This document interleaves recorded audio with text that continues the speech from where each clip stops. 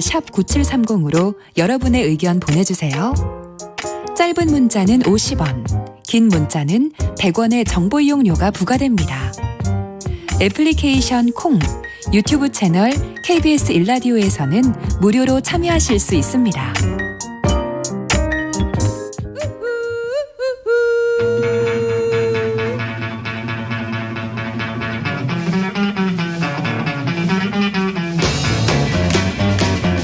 정치인의 눈으로 여의도 국회의 움직임을 통찰력 있게 꿰뚫어보는 시간입니다. 여의도 인사이트, 줄여서 여의도 인싸. 민주당 신경민 전 의원 자리하셨습니다. 안녕하세요. 네, 안녕하셨어요. 국민의힘 오신환 전 의원 나오셨습니다. 안녕하세요. 예, 안녕하세요. 오신환입니다. 네, 두 분을 제가 라디오에서 뵙고 난 다음 날이면 TV에서도 뵙고 자주 뵙고 있습니다. 요즘에 이 양당을 대표해서 요즘에 많이 출연하시면서 의견을 또 내주시고 계시는데요. 윤석열 전 검찰총장의 이른바 국민 캠프 이제 재정비를 하지 않았습니까? 여기 국민의힘 소속 인사들 참 애매하긴 한데 원외 당협위원장들도 대거 지금 들어간 상황이 됐어요. 예. 당내에서 해당 행위 아니냐 이런 얘기가 나오는데 먼저 오신환 전 의원님부터 답변해 주시면 어떨까요?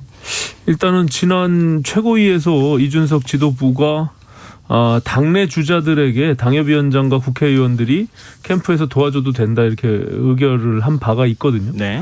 그 당시에 이제 당 외 주자들에게는 할 수 없는 것을 원칙으로 세웠는데 지금 윤석열 전 총장은 저희 국민의힘에 아직 들어오지 않은 상태죠. 그렇죠. 예, 그럼에도 불구하고 당의 전직 의원들이나 당협위원장들이 그 캠프에 합류해서 공식적인 직책을 맡는 것은 사실상 그 다른 주자, 당내 주자들로 봐서는 굉장히 좀 불공정하고 예, 또 받아들이기 어려운 측면이 분명히 있죠. 그래서 거꾸로 뒤집어 보면 이제 이준석 대표는 8월 달에 분명히 들어오겠다는 시그널로 받아들이는 측면이 있고요. 네. 만약에 들어오지 않게 되면 오늘 최고위에서 분명히 이제 징계를 할 수밖에 없는 절차로 간다라는 것을 이제 공언한 바가 있기 때문에 네. 저는 윤석열 총장이 당에 들어와서 8월 말에 시작하는 경선 열차에 탑차를 한다. 저는 이렇게 보고 있습니다. 예. 그것도 사실 주장이 엇갈려가지고 예.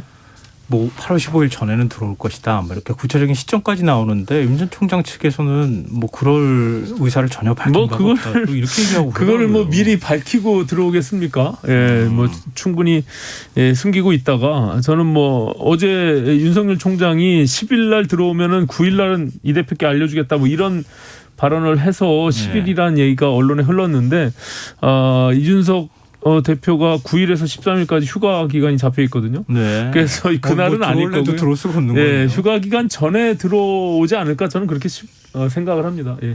그 휴가 전에 들어올 것이다. 근데 윤 전 총장이 최근에 굉장히 활발한 행보를 했잖아요. 근데 그 과정에서 여러 가지 이제 말실수다, 발언과 관련해서 논란이 많이 있었잖아요. 하다못해 밀란 발언도 있었고 주 120시간 발언도 있었고 박근혜 전 대통령 탄핵 관련돼 있는 발언도 있었고. 근데 갑자기 이렇게 캠프를 확 몸집 불리기를 하면서 뭔가 정돈하는 듯한 모습을 보이는 것. 이 타이밍. 어떻게 이 배경을 분석하십니까? 신경민 전 의원께서는. 남의 당 일이기는 하지만 유력 주자기 때문에 저희들이 예의 보고 있죠. 이 정도 되면 한 발 걸친 거고요. 금방 오 의원이 징계니 뭐니 얘기했지만 이게 법적 얘기고 형식적 얘기지 징계까지 가겠습니까? 다 법률적으로 형식적으로는 그렇게 해야 되는 걸로 돼 있고 이준석 대표의 입장에서는 이렇게 따블을 뛰지 않을 수밖에 없는 그런 상황이겠죠.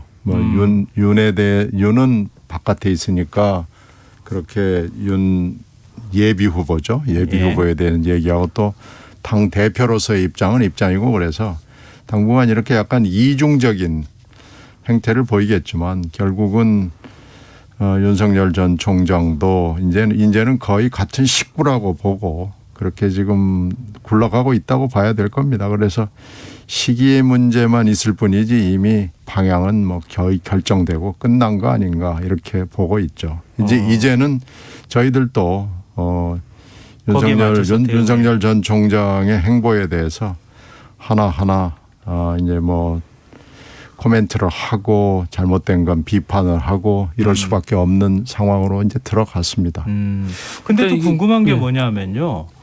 이제 한 보름 남짓이면 당으로 들어오잖아요. 네네. 만약에 그런 시간표가 맞다고 하면 근데 뭐하러 캠프를 이렇게 크게 키웁니까? 그냥 이건- 국민의힘으로 들어오면 되지. 몇 가지가 있을 수 있는데요. 일단 아까 저 사회자께서 말씀하신 대로 지금 윤석열 지지율이 계속적으로 이제 빠지고 있는 국면에서 네. 여러 가지 발언들의 실수 또 의혹에 대한 검증 이런 것들이 공세가 강화되면서 본인이 굉장히 난처한 입장이 되어 있어요. 네. 특히 뭐 국정 철학이나 비전들을 지금 제시하지 못하고 있는 상황에서 이것을 돌파해내기가 굉장히 요원한 상태인데 결과적으로 최재형 전 감사원장이 급거 당으로 입당하면서 네.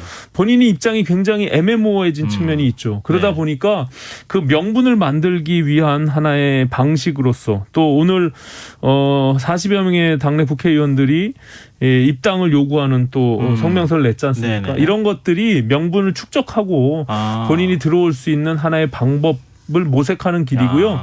또 한 가지 아까 말씀드린 대로 지금의 자기 어려운 처지들을 조금 돌파해내기 위한 그런 모색의 방식이지 않나 저는 이렇게 봅니다. 예. 그냥 국민의힘에 그냥 들어가 버리면은 굉장히 모양도 안 나오고. 그렇죠. 최종적으로 예. 이제 먼저 지금까지 들어갔는데 이준석 대표가 뭐 빨리 들어와라. 네, 네. 경선 열차 출발한다 그랬는데 굉장히 굴욕적으로 들어오는 것이 본인이 받아들이고 왜냐하면 야권 주자 중에 뭐 그래도 대선 주자 1위를 달리고 있는데 네. 꽃가마를 태워서 이렇게 자기를 모셔가야 되는데 그렇지 않은 점에 대해서 뭔가 명분을 좀 축적하기 위한 그런 그래서 방법이 국민의힘 아닌가. 인사들을 캠프로 먼저 영입해서 네네. 국민의힘과 거의 동질성을 만든 다음에 명분을 가지고 국민의힘에 들어갈 수 있도록 하기 위한 제스처다. 예, 지금 이제 캠프를 키운 게. 이준석 대표는 의지가 굉장히 강하고요. 만약에 입당이 안 되면 실제 징계를 할 수밖에 없는 당원당 규상에 그렇게 되어 있고 또 당 이준석 대표와 최고위원들 지도부도 그 부분에 대해서 강한 입장을 갖고 있습니다. 예. 근데 일각에서는 또 그런 얘기합니다. 두 분께 다 공히 이건 질문 드려야 될 것 같은데요. 윤 전 총장 측 캠프에 합류한 인사들 이른바 김종인계라고 불리는 김종인 전 비대위원장과 함께했던 그렇죠. 지도부에 함께했던 네. 인사들 그리고 또 이렇게 면면을 보니까 친이계 인사들이 많더라. 근데 최재형 전 감사원장의 경우에는 친박계가 당겼다. 그리고 지금 당내 홍준표 전 의원도 그렇고 뭐 홍준표 의원도 그렇고 유승민 전 의원도 그렇고 지금 대선 주자라고 할 만한 대선 후보군들이 일제히 반발했단 말이에요.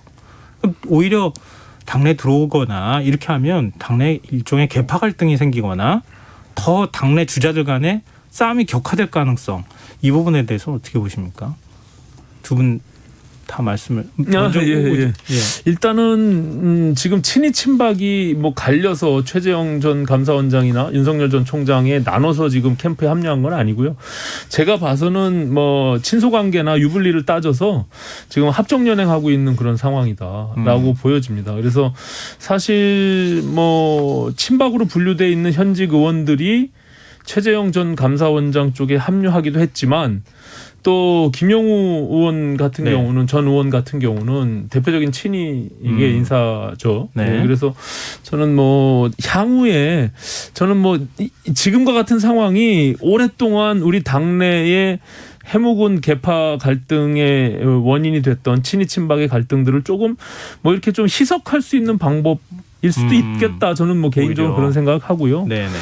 다만 지금 말씀하신 대로 특히 윤석열 전 총장의 경우는 이게 실질로 들어오지 않고 계속적으로 우리가 경선이 출발하게 되는데 우리 당내 인사들이 캠프에 합류하게 되면 그건 큰 문제로 촉발될 가능성이 있죠. 왜냐하면 당내 윤석열을 지지하고 있는 그룹들이 분명히 있으니까 그것을 지도부가 징계할 때는 큰 충돌이 있을 수밖에 없고요. 최근에 이준석 대표에 대해서 권성동 전 의원이나 정진석 의원 같은 경우 날선 공방을 가진 바가 있지 않습니까? 그래서 이준석 대표의 경우도 채찍과 당근을 지금 동시에 사용하는 그런 측면이 있고요.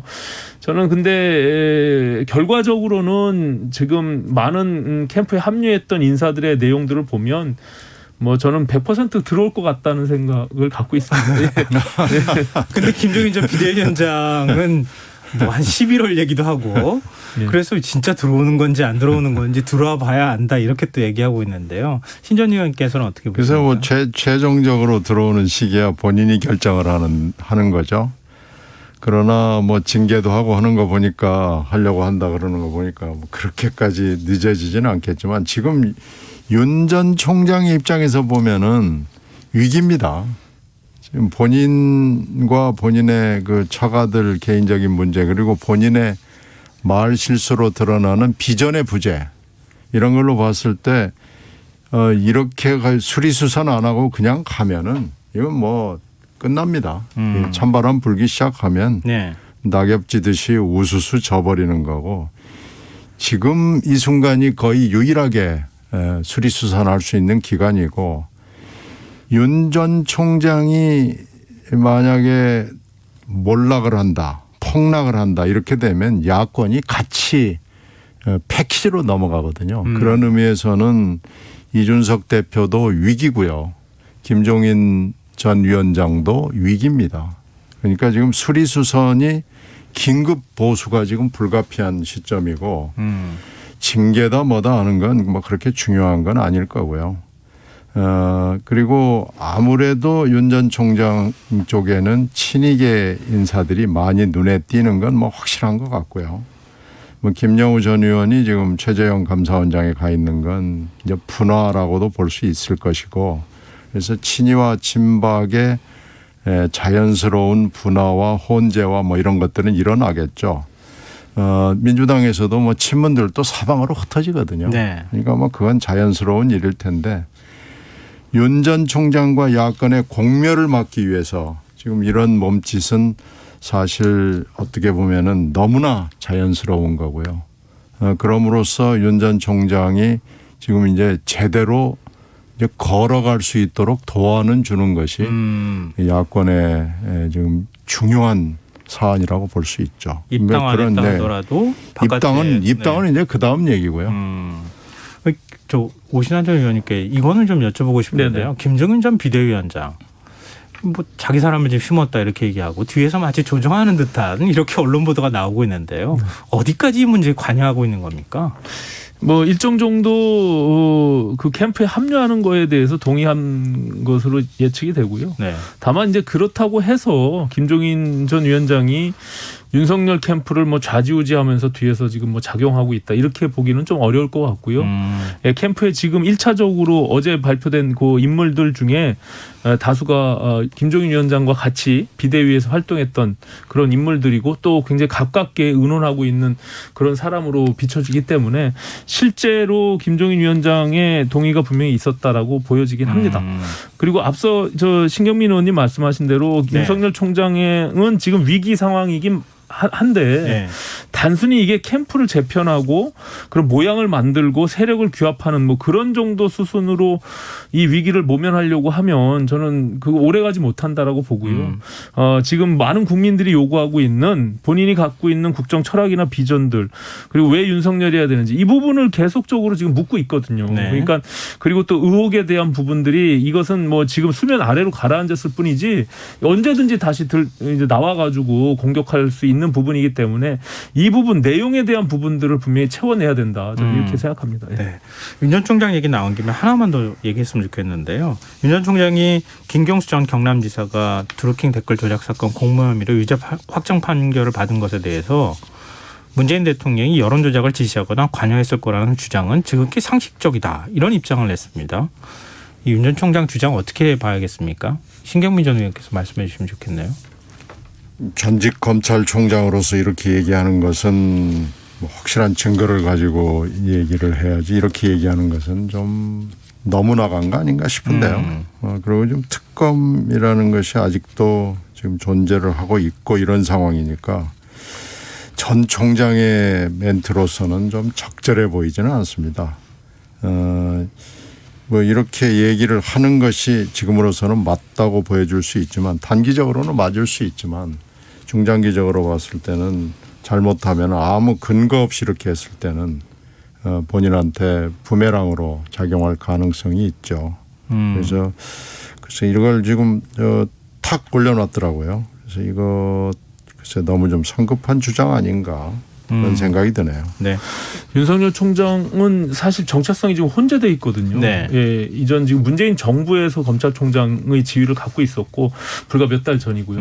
이 드루킹 특검이 법이 지금 본회의 통과된 게 18년도 5월인데 네. 6월 달부터 시작이 됐고요. 그 당시에 중앙지검장을 네. 하고 있었단 말이죠. 그렇기 때문에 이 드루킹 특검 수사와 무관하지가 않아요. 윤석열 총장이. 네. 그런 상황에서 지금 이런 식으로 그냥 그 문재인 대통령과 연관지어서 얘기를 던지는 것은 야권의 주자라고 해서 본인이 할 수 있는 얘기라고 할 수 있지만 당시의 상황으로 돌아가 보면 실제로 그 드루킹 특검에 대한 수사에 책임이 있는 사람이었단 네. 말이죠. 그래서 그 부분에 대해서는 사실 좀 이중적인 모순이 있다. 저는 이렇게 봅니다. 예. 두 분 다 부정적으로 평가를 좀 해주셨습니다. 당내에서도 좀 반발 여론이 있는 것 같고요.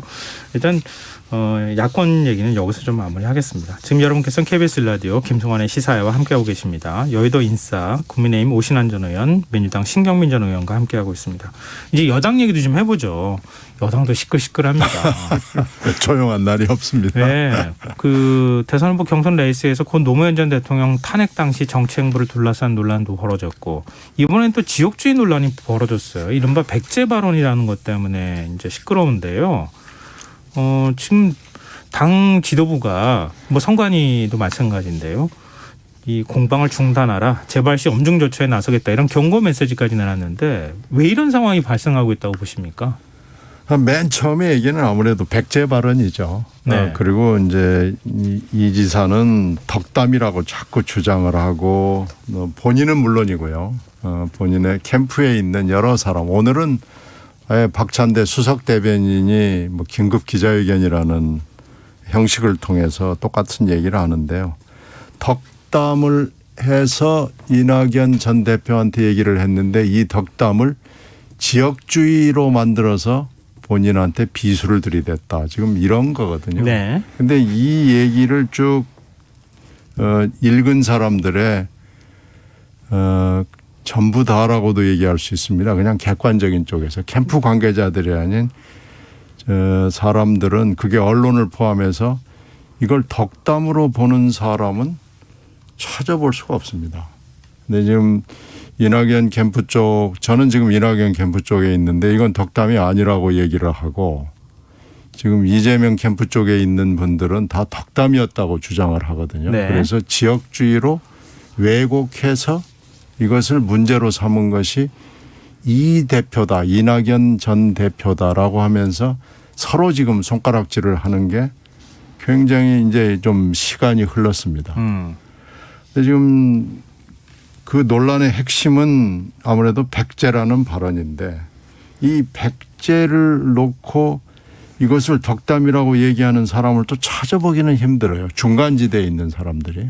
아니 제가 오늘 모신문 사설을 봤는데 그렇게 얘기를 하던데요. 사설을 그렇게 썼던데. 아니 그러니까 이게 그렇게 보는 시각도 있기는 한 것 같더라고요. 그러니까 이게 지금 더 이상 논란을 하면은 결국 이 지점에서 부딪히고 해결점을 찾을 수가 없을 것 같아요. 그래서 이걸 지금 이제 선관위가 나서서 그만하라 이렇게 메시지를 내놨고 급기야는 이낙연 전 대표도 내 입으로 이 얘기는 하기 싫다. 지금 이렇게 얘기를 했거든요. 네네. 그런데 지금 계속 이재명 지사 쪽은 오늘 이 시간까지도 비난을 하고 있습니다. 그래서 이게 지금 그냥 그만둘 수 있을까? 이게 중단이 될까? 좀 회의적인데요.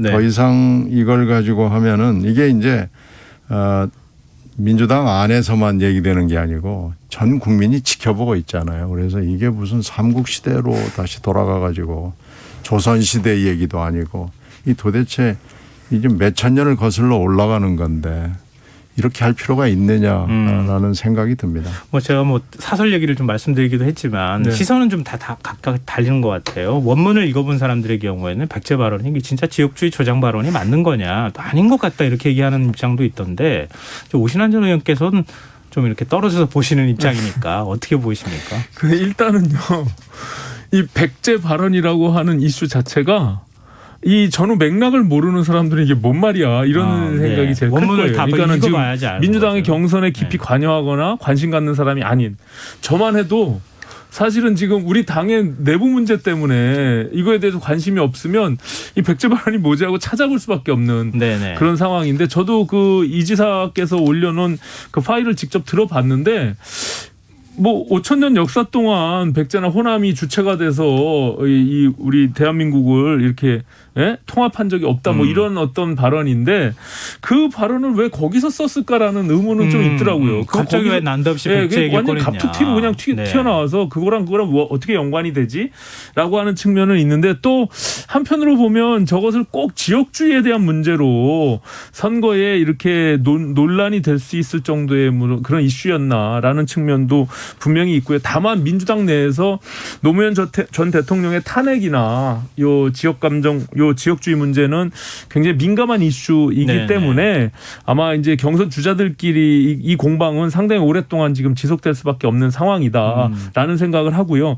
아까 말씀드린 대로 백제 발언 또 우리 저 국민의힘의 경우는 윤석열 전 총장이 뭐 우리 당협위원장이 갔는데 당협위원장이라는 용어도 생소하고 징계를 하니마니 이런 것들이 국민들한테는 사실 당내 경선 문제지 크게 민생이나 삶에 이렇게 와닿지가 않잖아요. 네. 그렇기 때문에 이게 다소 그냥 자기 진영에 매몰돼서 자칫 잘못하면 국민들과 너무 이 거리가 멀어지면서 고립될 수 있는 부분들이 있기 때문에 양 당이 경선을 하되 너무나 이게 혼탁하거나 그냥 매몰된 이슈에 묻혀서는 굉장히 위험하다. 저는 이렇게 생각하고요. 네. 그런 측면에서는 고민의 지점이 좀 필요하지 않을까 이렇게 생각합니다.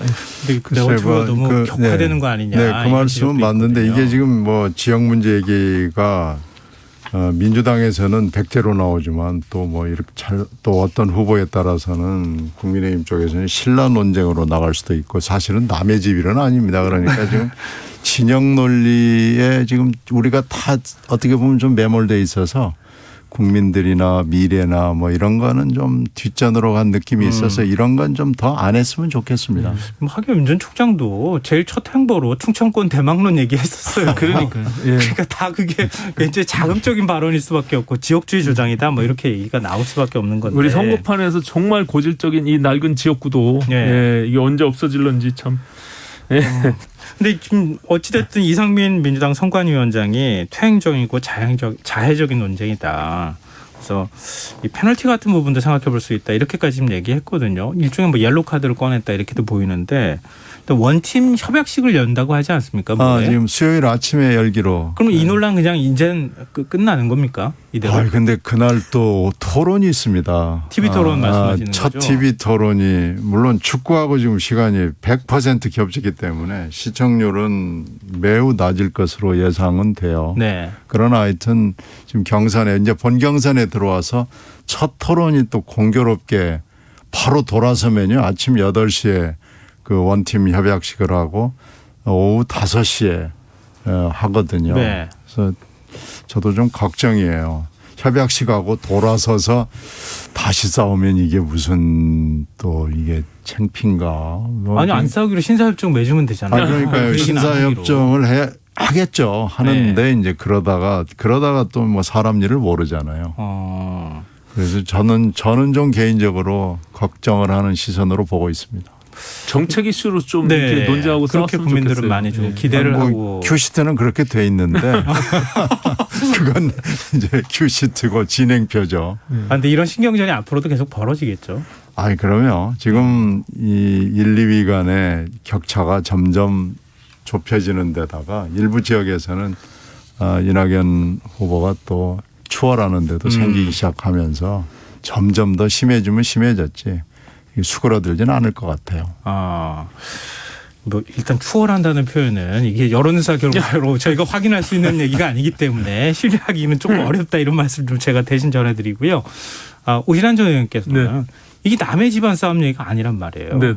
윤 전 총장이 들어오면 최재형 전 원장이나 지금 홍준표 의원도 그렇고 지금 줄줄이 기다리고 있는 거 아닙니까? 네. 똑같은 현상 발생하지 않을까요? 그럴 수 있죠. 특히 이제 윤 전 총장의 경우는 지금 들어오기 전부터 가족 그리고 본인에 대한 여러 가지 이슈들이 너무나 많잖아요. 이것이 아직 의혹으로 해결되지 않은 측면이 있고 그러면서 본인이 가지고 있는 비전이나 철학은 전혀 지금 내놓지 못하고 있고 그렇기 때문에 이게 정책적인 이슈 파이팅으로 국민들께 조금 누가 대통령이 되면 나는 이런 철학을 갖고 이런 비전을 갖고 이런 정책으로 대한민국을 운영하겠다라는 이런 또 발전적인 어떤 논쟁이 되면 좋을 텐데 지금 그렇지 못할 가능성이 크단 말이죠. 왜냐하면 짧은 시간들의 대선 주자로 뛰겠다고 마음을 먹고 나왔기 때문에 특히 이제 윤 총장이나 최재형 전 감사원장의 경우는 그렇기 때문에 사실상 지금 본인이 갖고 있는 그 내재되어 있는 그런 컨텐츠나 철학이 다소 부재하지 않냐라는 계속 공격을 받고 있잖아요. 그래서 이제 그런 측면에서 우려가 되는 부분들은 있는데 그럼에도 불구하고 저는 이 대통령 선거만큼은 국민들이 미래를 보고 선택하는 그런 선거이기 때문에 반드시 이 부분에 대한 검증 속에서 국민들이 선택해야 된다. 만약에 그런 것들을 제시하지 못하고 정말 부재하고 내용이 없다라고 생각하면 절대로 선택해서는 안 된다 이런 생각을 갖고 있습니다. 네, 알겠습니다. 뭐 어느덧 말씀 나누다 보니까 끝날 시간이 다 됐습니다. TV 토론 정책 검증하는 거 어떤 모습으로 보일지 기대를 해보겠습니다. 네, 오늘 여의도 인싸 여기까지 하겠습니다. 지금까지 민주당 신경민 전 의원, 국민의힘 오신환 전 의원 두 분 말씀 고맙습니다. 네, 감사합니다. 고맙습니다. KBS 라디오 김성환의 시사 1부 순서는 여기서 마무리하겠습니다. 2부에서는 사건 사고 뉴스 등을 살펴보는 밤철 뉴스 세계의 미연 순서가 기다리고 있습니다. 전 11시 정각 2부에 다시 오겠습니다.